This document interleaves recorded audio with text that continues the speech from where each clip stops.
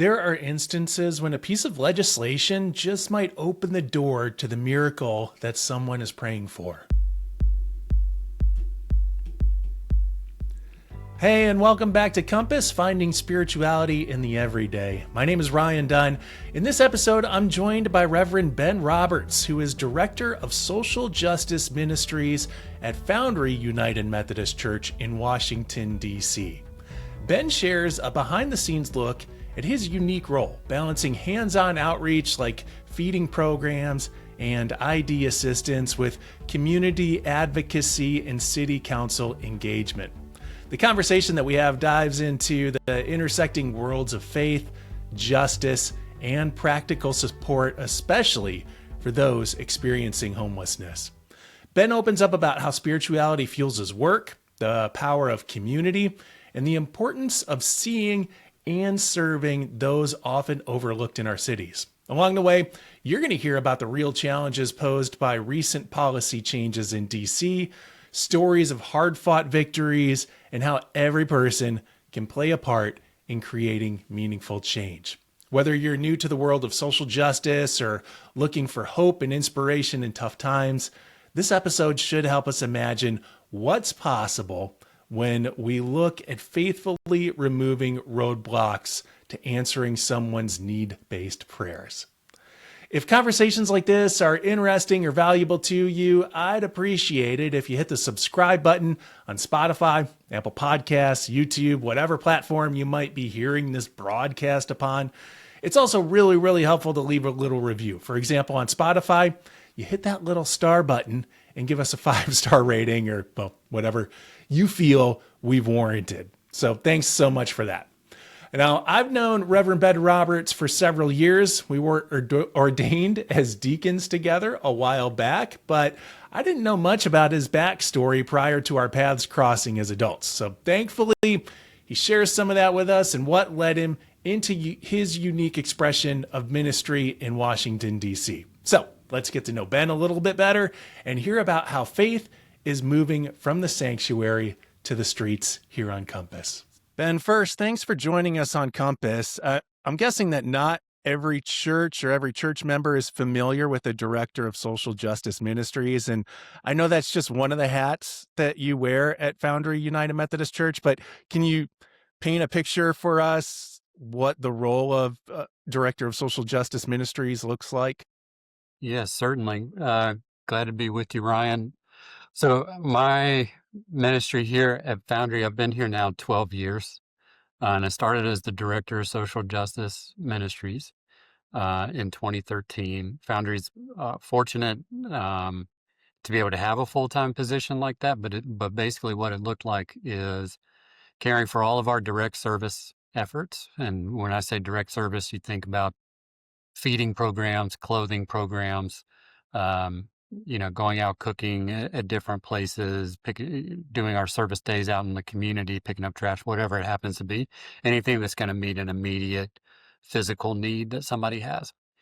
But what it also encompasses is being able to do some community organizing and advocacy work with interfaith partners, and going out and being able to work directly with the Washington, D.C. City Council and the mayor's office to try and direct the policies that we have here in town.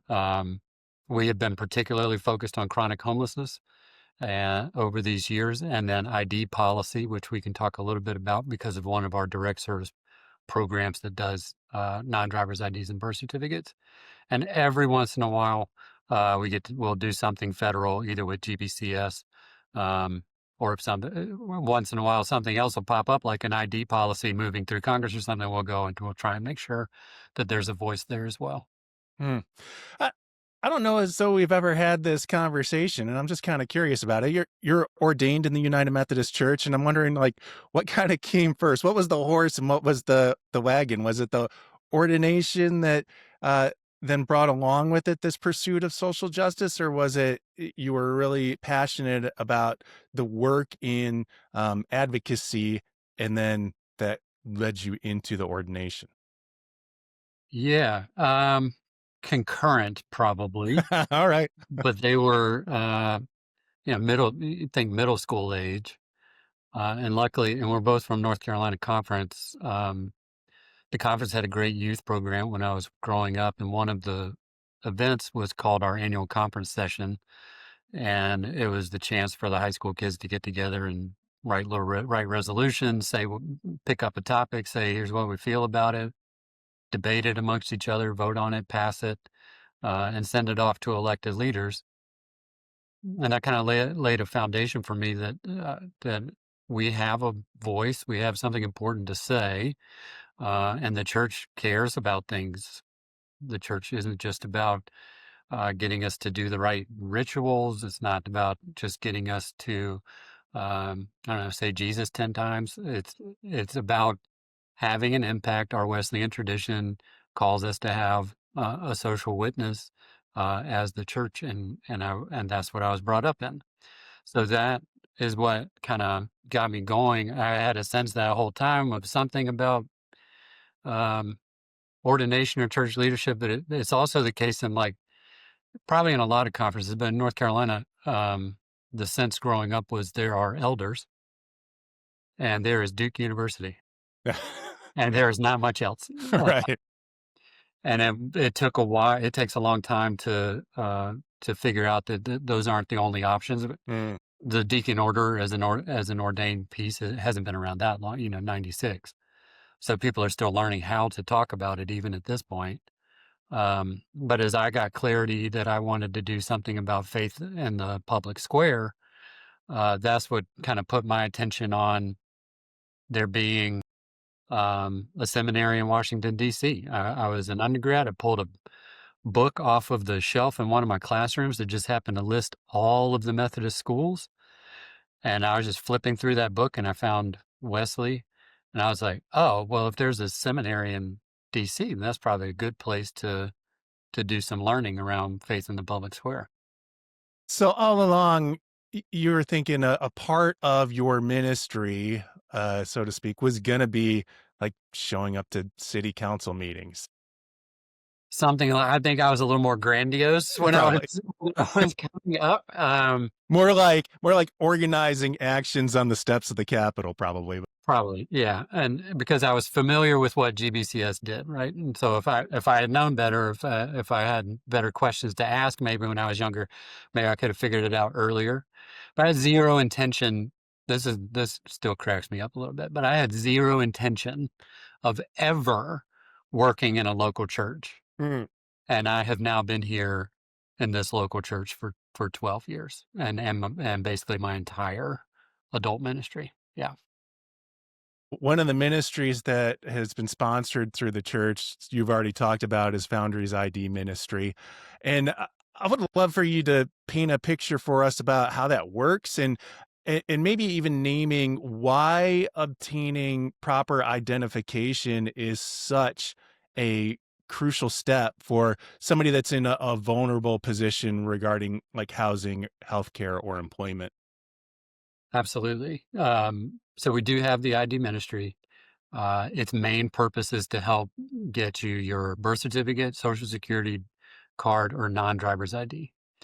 The reason we do it is, as you've kind of alluded to, it is a barrier. You don't get housing without producing an ID. You do not get a job without producing an ID. And you're not going to be able to apply for public benefits if you need them. You can't even enroll your kid in school if you don't have some form of ID for them as well. So birth certificates are usually the first thing that people are getting for their kids as they're hitting pre-K 3 or kindergarten. So what we've found over the years, this ministry has been going close to 26, 27 years at this point. I came in 2013. In 2014, the Real ID Act passed through Congress, and that changed the way that we do it passed back in the early 2000s. It came into effect in Washington, D.C. in 2014. And now everybody has seen it over the last 8 to 10 months because it's becoming into effect nationwide. You can't get on a plane anymore without a real ID. Well, what happened for us in 2014 is we went overnight from being able to help people apply for their IDs with not too much friction. You still had a lot of proving to do. But we had these additions of things like 2 proofs of address, and you must produce like multiple proofs of identity plus uh, legal legal status in the country. We dropped from having around an 83% success rate to a 39% success rate overnight. Mm. And it went into effect on a Thursday. We had our ID ministry on a Friday morning, and pretty much everybody that met with us that day was doomed for failure, and we had no idea. Mm. We got a lot more professional with our work at that point. We had to get really good at like fitting the puzzle pieces together, the kind of nonsense that when you're in an emergency situation, you got evicted or you're in survival mode because you're outside. If you're in a domestic violence situation, Yeah. any of those things, you're not thinking about how to put all these little pieces together, and it can delay you for forever. So that's the kind of work that the volunteers do is to help you navigate the process, and then we'll help you pay for the credential if you need that help to pay for.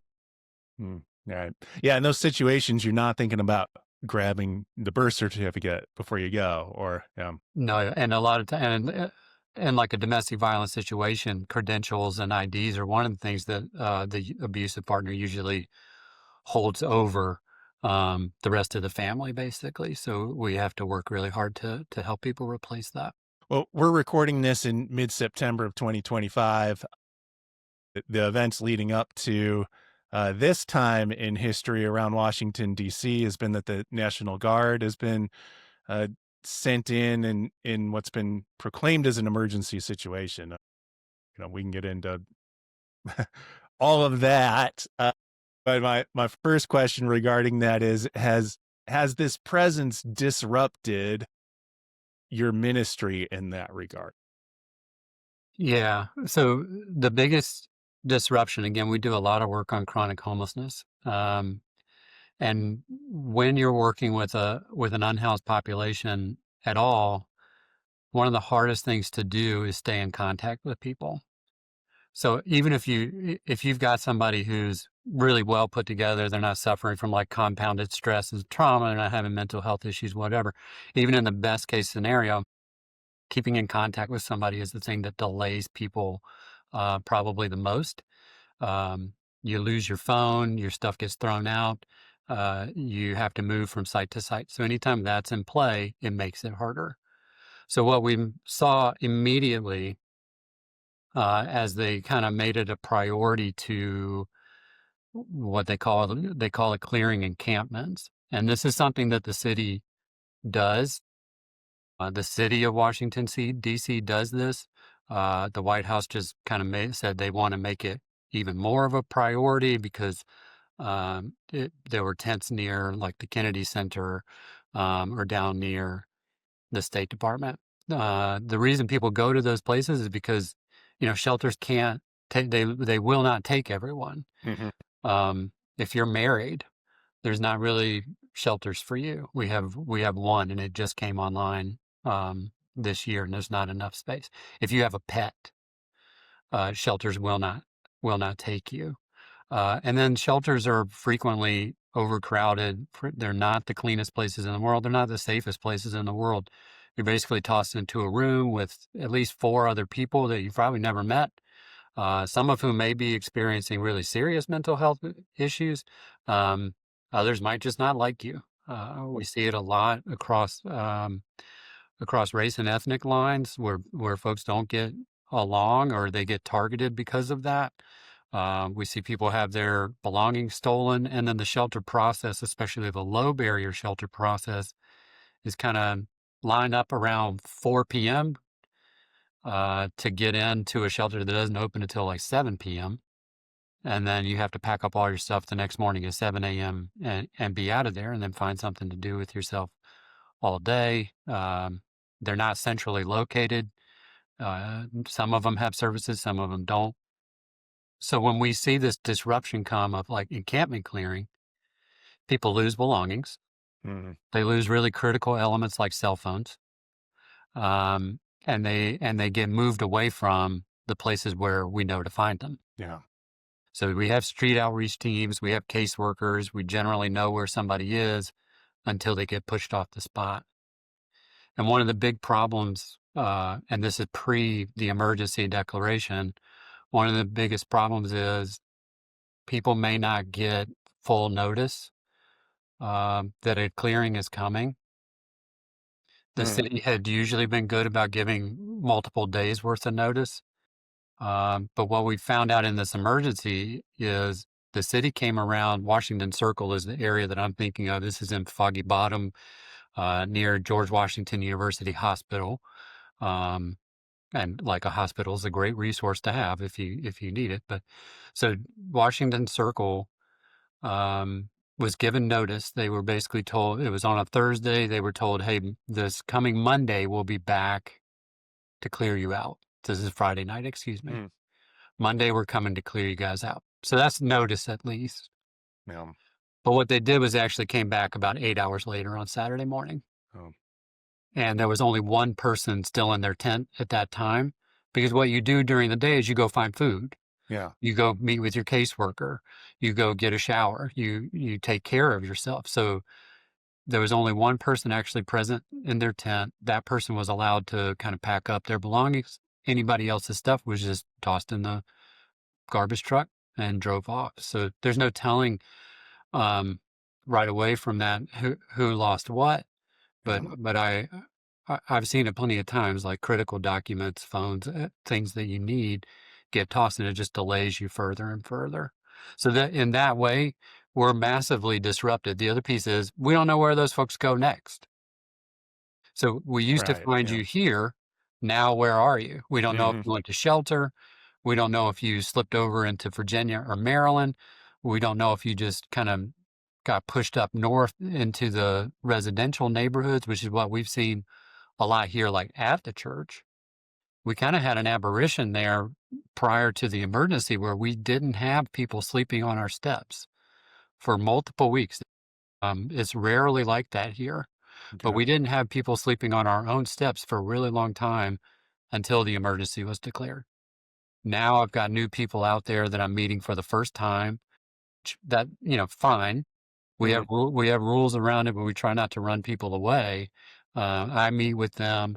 I have outreach come and meet with them. It's a predictable, safe spot for folks who don't feel like they can be safe in the shelter. Lots of folks who are Hispanic tend to stay out there, and all of that.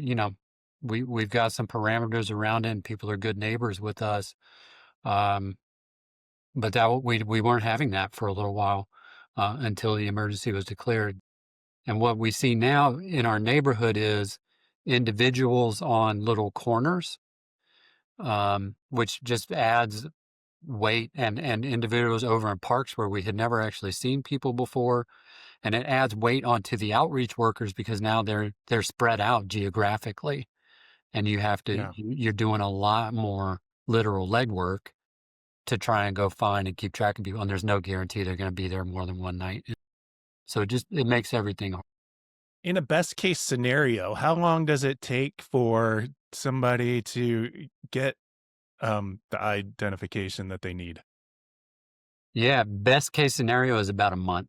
So if you come to me and you've got nothing on hand, but say you were born here in DC, and you've got at least some kind of document ready, you can go and do your birth certificate in person.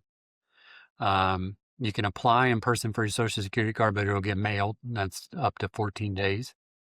And then once you have those items plus your proofs of address, you go to the DMV, you'll get a temporary 30-day paper ID.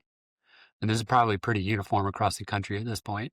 You get this temporary paper ID, but then your hard ID plastic card is going to be another 10 to 14 days to get mailed. So yeah, month at best, but we've seen all kinds. Yeah. Yeah. And so this kind of clearing out can be a disruption then that just prolongs this sense of keeping people where they are in these vulnerable positions. Is that kind of what you see happening quite a bit? You do see that. Yeah. I mean, ID is always a barrier. So when the city, and in this case, when the federal government is kind of trying to direct the city to do more of it, when we have those pieces go away, you're automatically going to get stuck out there for a longer period of time, and what's already a pretty long process because of the amount of resources and housing available. Uh, I'm guessing that you've been able to reconnect with some of the people who may have been displaced through this whole process. Have you gotten a sense of the kind of emotional toll that it takes on people to go through something like that? I have not had success getting reconnected with quite a few of the people that we Okay. actually followed. This is Yeah. part of the problem. So what we've been doing in the wake of the different clearings is I'm reaching out to the caseworkers and case managers that I know, and I'm like, hey, I see somebody at 17th and Q. Can you send somebody over? Hey, I see somebody in this park. Can you send somebody over? But the people I've only reconnected with one person who used to stay on our steps and just recently popped up again just in this last week. Hmm. And so I can tell, um, it just pushes people further and further back. And what it does is it also makes people withdraw because if you know you're being targeted, and in this case they are being targeted, they'll withdraw further and further, and they'll try and have less and less contact. So they'll try and be as invisible as possible, which of course makes you hard to find. And so I'm witnessing some of my people who now they'll kind of they'll completely hunker down to the point of like covering themselves in blankets and kind of high and sleeping in ways that none of us would want to sleep, tucking themselves in behind like little carts or plants or something like that, just to try and stay hidden enough so that they're not going to get messed with. The gap of trust that exists when we pursue policies like this is just enormous, and it takes a lot to overcome it. And again, this is something that we've seen both by the city, other cities do it too. In this case, it was being directed and sped up with little notice, so that you couldn't even kind of get to your people beforehand. Mm. Mm. You talked about going to city council meetings. You're there as a pastoral presence. I mean, you're there to be an advocate, but also as a pastoral presence. And with that, then comes this sense of spiritual direction. And can you talk a little bit about how you are applying that spiritual direction as you're addressing people in the sort of that administrative complex? hmm Yeah. So I was mentioning this to our conference, the North Carolina Annual Conference this past summer. I feel like one barrier that maybe people in the church in general, laity or clergy alike, is that you might think you need to go and be the expert on policy, for example, or on statistics, to be able to go and have a voice in that type of setting, and it's not the case. Uh, and constantly when coalition partners ask me to come and talk about chronic homelessness and solutions, they usually frame it and they'll say to me, Ben, can you come and do the moral argument? Okay. Which for a long time set me on a path of like trying to find the exact sort of mathematic equation of what a moral argument is. And so How'd that go? Yeah. yeah, I had to try and I was like, well, what exactly is a moral argument? I was like, so I've tried to piece these things together in such a way um, that I'm speaking, clarity from our perspective as Christians, and from my perspective as a pastor who works with people on these issues. And so, what I've been trying to encourage people to realize is you don't need to be the policy expert. Let the experts be the experts. We need to go and be the church. That's our role in this. And so what that looks like is, for me, especially early on, I would think about, if you think about a healing narrative in the gospel, so many of our healing narratives in the gospel will have a place where they're going to um, have Jesus first speaking to a crowd of people that are in the way of the healing that needs to take place. So there's one healing narrative. There's two blind individuals off the side of the road, and they're walking along, and the crowd is like kind of telling them to shut up and stop yelling over for Jesus. and Jesus has to overcome that first. The woman who crawls her way through the crowd to try and get to Jesus for just to touch the cloak and be healed. Again, the crowd is in the way. The crowd that surrounds the house, such that the friends need to pick up their paralytic friend, navigate through the crowd, rip the roof off of the house, and lower him down to be able to get to Jesus. Again, the crowd is a barrier. And so when I go and we hear things like we're trying to put resources in place around homelessness or affordable housing, there's usually a crowd. There's usually a crowd who's out there saying, no, I don't want that built near me or in my neighborhood. Yeah, the not in my backyard mindset. Okay. Some of that mindset, exactly. And so then what am I there to do? Well, I'm here to tell you a gospel story about what it takes to get healing in place. Even in the case of Jesus, who can do all the stuff, there's usually still a crowd in the way. And so what needs to be said to the crowd in this moment, as the theological witness, as the Christian witness, as the church witness? And so that's the kind of mindset I go in with. I have told the stories of healing there. I've literally sat in my testimony to city council and said, you're in a position more than most people to be able to say to somebody, basically, okay, the resources in place now, roll up your mat, take it, and go to what is now going to be your home, which is how Jesus spoke to one person who was healed. He said, roll up your mat and go home. You're free and clear. You're ready to go. So that's kind of that's what I take in there. So it's a teaching moment. And I've been able to do that with integrity because they wanted to build a shelter right beside my house. I live in a complex in Southwest DC. They wanted to put in a family shelter and my own neighborhood. And so it's not just the city council, like my own kind of condo board met, and I had just moved in. I hadn't even lived there 2 weeks, but my condo board met. This was my introduction to my condo board and my neighbors. They were meeting to figure out how to torpedo the family homeless shelter. And I showed up at that meeting and I listened to them all talk about what can we do to stop this thing. And then I had to be the voice in the room to say, I love it. I love this idea. It should be built here.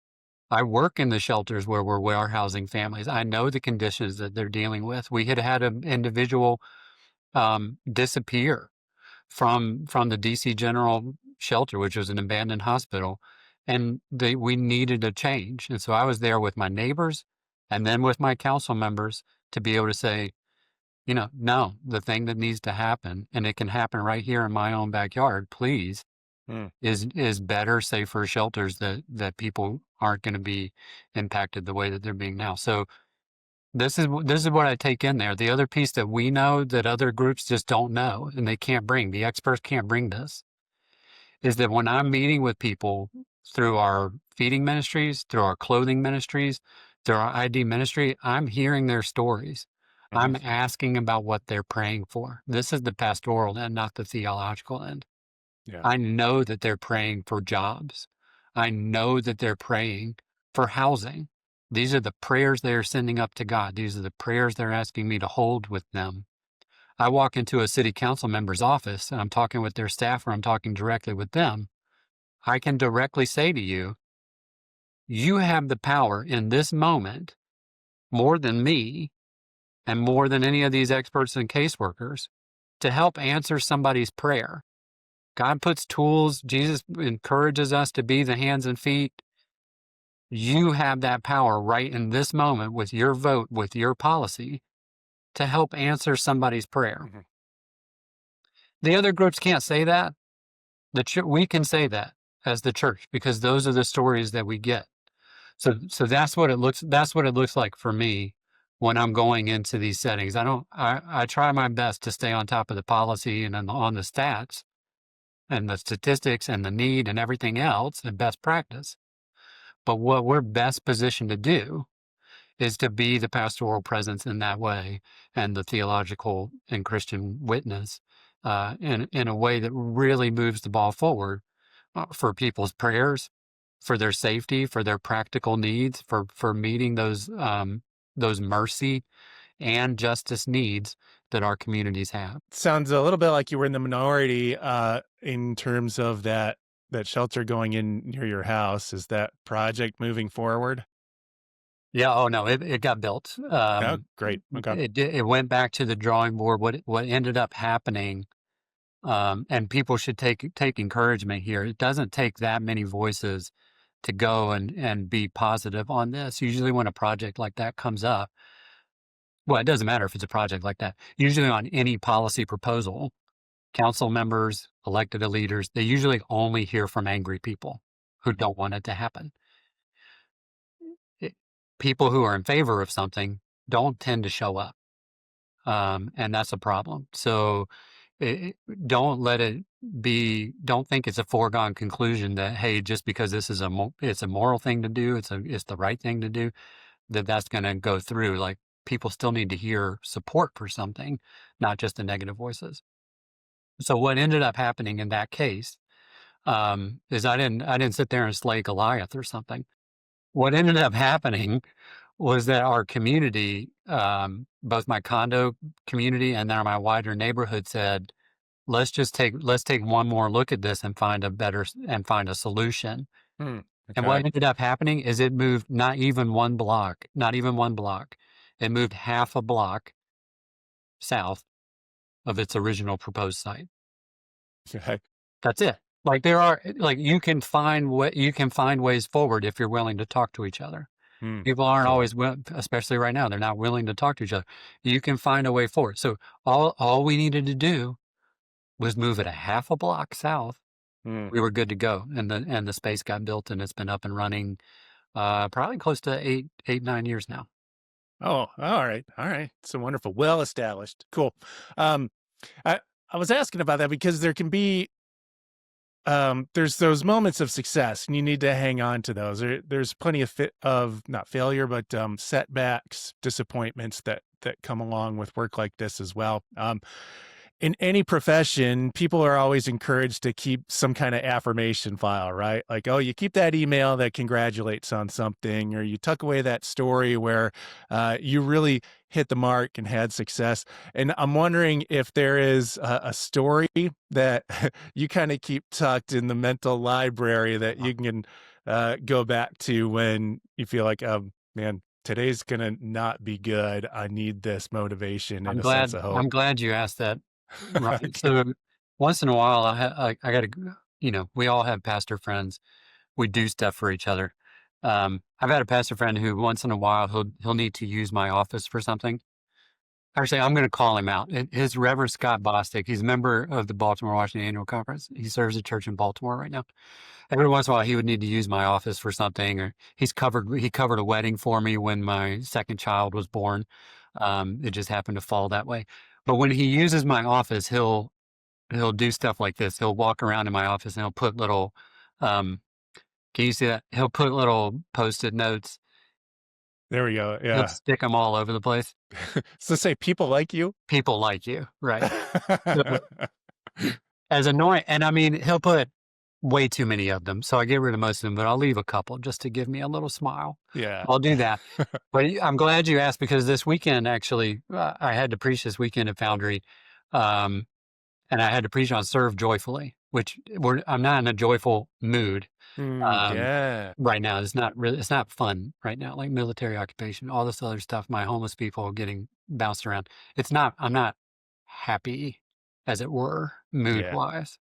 And I was wrestling with that in the sermon and telling the congregation this. And one of the stories I brought up for them and for myself was, I was on a walk a couple of weeks ago with somebody who used to sleep on the Foundry steps. And this person, they had a lot of trust issues. I'm just going to leave it at that, because, we're on a podcast. I don't want to talk too much about it. Well, I helped that person move literally from our steps into their apartment, and this is after they had lived there for months. We had worked together for months. That person trusted me. I had introduced them to a caseworker. We slowly ID process all of that stuff, got that person into housing, and then I had the opportunity, because they trusted me, to pick them up in the car with another person from our church, We cleaned out their storage unit. We took them to their apartment and they slept in there for the first time indoors in years. And I was on this walk with them a couple of weeks ago and reminding them about this, um, and kind of nudging them a little bit because one item that they had in the storage locker were just these dumbbells, like just a couple of shirts and some shorts, and then literal weights. Okay. Um, and I was like, you realize you were just having us move around dead weight for you, right? All right. When we moved you into your apartment, and they were like, yeah, I've still got the weights at the apartment, but I've been housed now for 8 years. Mm, It's been 8 years since we did that. That is a space where I am quite joyful yeah. in my service, and one that I do hold on to, especially right now when both at our city level in the district, but also at the federal level, massive cuts are happening to the types of things that were in place to help get this person housed, and it worked. And if they didn't have that, they never would have been housed, and they wouldn't have been able to stay housed if it wasn't permanent supportive housing. They would have been back on the street immediately. It would have cost us more to have them on the street. It would have cost them more physically, mentally, spiritually to be on the street. I keep stories like that around because when the talking points are all housing first doesn't work, uh, supportive housing doesn't work, and those are the talking points that are out there right now, and the Mm, cuts that we're seeing, I'm like, one, it does work. Two, I've seen it work, and I've seen it make real transformative difference in people's lives, and they can testify to it, and I can testify to it. mm. You know, I remember you telling me at some point over our conversations over the years, it's such maybe it was even flippant. You were being flippant, but I was asking Yeah, about and never. how do we deal with homelessness, and your response was like, well, the only people that or the only way to overcome homelessness is to get people into housing, like Right. which is so simplistic, and yet the matter of well, it's the heart of the matter, right? That Yeah, I think, one thing that maybe people wonder about is we've tried to be careful with our language. Um, so because it makes a difference, like words have power. It's just true. Um, so we've worked really hard not to call people homeless. Mhm. They're just because that it ought in your brain, suddenly you're thinking, oh well, that person's homeless. Like it's sort of permanent label on somebody, and it makes it seem like it can't move. It's not true. Like it's just a person. They're experiencing homelessness. Like right now, they do not live indoors. That's what's true. If you put them indoors, they're just your neighbor. Right. Okay, like Yeah, they yeah, were this is your neighbor amazing how the whole before. identity changes. Yeah. Mhm. They were your neighbor before experiencing homelessness. Now they're just a neighbor who's also indoors. Mhm. So yes, as the math is always the same on this one. If you are housed, you are not homeless. That's all there is to it. And if you, so the complexity comes with like how much housing is available? Is it affordable? What types of barriers exist to getting into the housing? Um, that's where the complexity comes in. And are we allocating the types of resources necessary to get people in, or are we not? Those are the complex parts. But as far as like who is unhoused, and who is housed is just whoever's not in housing. So put them in housing and they are now no longer unhoused. Well, the ID ministry to me became one of those logical first steps to removing a barrier to housing. And undoubtedly, somebody else is listening to this and thinking the same thing. Do you have advice of where to start for empowering people to find their IDs, or to start an assistive program like you're running through Foundry? Yeah. Oh, good. Great. Great stuff, Ryan. We have been as forthright as we can be. We'll support anyone church, community group, whatever. If somebody wanted to start an ID ministry similar to what we have going, we'll share with you whatever you want. Because we had to get really good at every state, plus the multiple jurisdiction, like New York City, for example, is a separate jurisdiction than New York State. New York City has their own birth certificates. You're not going to know that unless you were born there. So we had to get really good at that. So we keep what we call our state book. We've got like kind of the shortest path for every jurisdiction that you can think of. It would take you forever to try and put that together if you were trying to start something new. So if you want to start something new, you can call us, you can reach out to us, email us, and we'll help provide that information so that you can get going. There's a few organizations like this since Real ID has been coming along. Arizona is the one that comes to mind immediately. They've actually got like a public-private partnership in place that does some of this. There have been more that have popped up because of states that have voter ID laws. So there's a nationwide group called Vote Ride that does this to help individuals get in place what they need for like a voter ID, but the process is the exact same. So all of the baseline foundational process is the exact same for getting the ID as for then getting a voter ID. So you could even, there might be one of those kind of chapters in your area. And you could either learn from them, you could volunteer with them, I guess, if you want to work on voter ID stuff. But you could also learn from them some of the process in your local area if you then wanted to do something just focused around non-driver's IDs, birth certificate, social security card. Because everybody, and it doesn't matter, everybody wants people off the street, as it were. There's not a group that's out there like, I really want people. Yeah, right. No one is saying that. No one's out there saying that. So it doesn't matter political stripe on this one.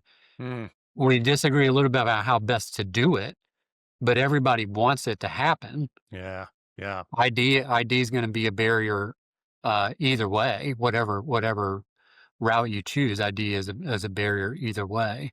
So that's what I would kind of say. Like you access some of the resources that are already there. We are here. We are so happy to help support somebody if they want to launch something, and just let us know. Like, don't reinvent the wheel. Like, we got a really good wheel over here, so to let us know. Cool. Will they find contact information through like the church website?